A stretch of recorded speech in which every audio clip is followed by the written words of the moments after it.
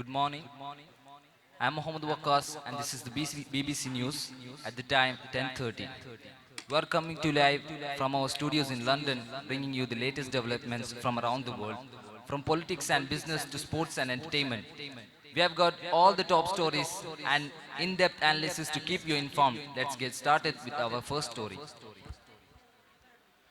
Tragedy strikes. Helicopter crash in Russia kills 22 people. A devastating helicopter crash in Russia's Kamchatka Peninsula has claimed the life of 22 people, including passengers and crew members. The Mi-8 helicopter, operated by the Russian airline Vityaz Aero, was on a tourist flight when it crashed into a mountainous area on September 6, 2024. There were 40 Russians, 3 Chinese, 1 German and 1 Ukrainian, including 3 crew members, which were 2 pilots and 1 engineer. Deadly Islamist attack. More than 400 people were killed in an Islamist militant attack in 𝓘𝓷𝓽𝓮𝓵𝓵 department, Burkina Faso. School fire in Kenya. 17 students were killed and 14 more were injured after a fire at a boarding school in Nairobi, Kenya, and the injured students were rapidly moved to the hospital. Now we can talk about the conflict and violence. Turkish-American woman killed. A Turkish-American woman was shot dead by Israeli soldiers during an anti-Israeli settlement protest in the West Bank. Palestinian gunman killed. 6 Palestinian gunmen were killed and another was injured in an Israeli airstrike in Tubas, West Bank. For further details, we can call our reporter who was on the event when it took place. Let's call Muhammad CH. Hello? Hello. Can you hear me? Yes. So, can you explain about the situation? Yeah. Tension between Palestinian and Israel have reached a boiling point, with a surge in violence and retaliatory attacks in recent days. Gaza strips. Israel airstrikes targeted multiple locations in Gaza, killing at least 10 Palestinians, including a senior militant commander.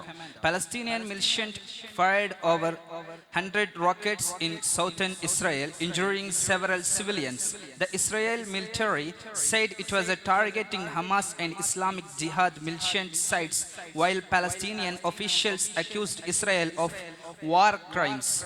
Western Bank.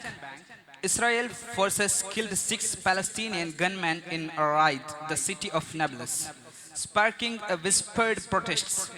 A Palestinian woman was shot dead by Israel soldiers during a demonstration in Hebron. Israel settlers attacked the Palestinian village, injuring several residents and damaging properties. International response. The United Nations commanded to escalation of violence, calling for restraint and return to diplomacy. The European Union urged Israel to respect international law and protect civilian lives.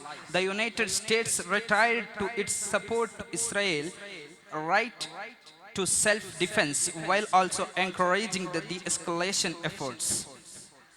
Latest developments. Egypt has brought attention to ceasefires in Gaza, but tensions remains high. The Palestinian Authority has announced plans to take Israel to International Criminal Court over alleged war crimes.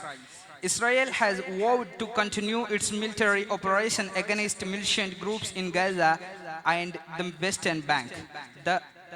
This is a developing story and the situation remains fluid and volatile. Thank you, Muhammad CH. Let's move on to the another report. Kurdish-Turkish conflict. This conflict is an ongoing armed struggle between the Turkish government and Kurdish insurgent groups, particularly the Kurdistan Workers' Party (PKK), which demands greater autonomy or independence for the Kurdish minority in Turkey. This conflict has been going from 1978. The conflict still continues with ongoing clashes between Turkish security forces and PKK militants as well as other Kurdish insurgent groups. Let's move on to the foreign news. Let's talk about India. Militants in Manipur launched rocket attacks, killing 1 and injuring 5, escalating violence amid ethnic clashes and prompting school closures. Let's get an explanation on these two. Let's call our reporter Abdullah. Hello? Yes, Mr. Waqas. Can you hear me? Yes. So please explain about this situation.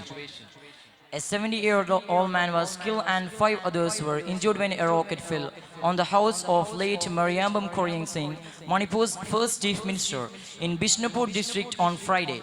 Locals said a missile-like object with a smoke tail occurred on the house from behind the hills beyond 𝓘𝓷𝓷𝓽𝓮𝓵 Road area in Bishnupur district, Marang town. The incident happened at 3:30 p.m. Police said the deceased was identified as 𝓘𝓷𝓷𝓽𝓮𝓵 of 𝓜𝓮𝓵𝓵. The injured have been evacuated to a hospital and the area have been cordoned off, he said. This was the third attack by bombs or bomb-like object since September 1, indicating the resumption of violence between the two warring communities after almost a 4-month lull. The Manipur government claimed that Kuki extremists used drones to carry out some of the attacks.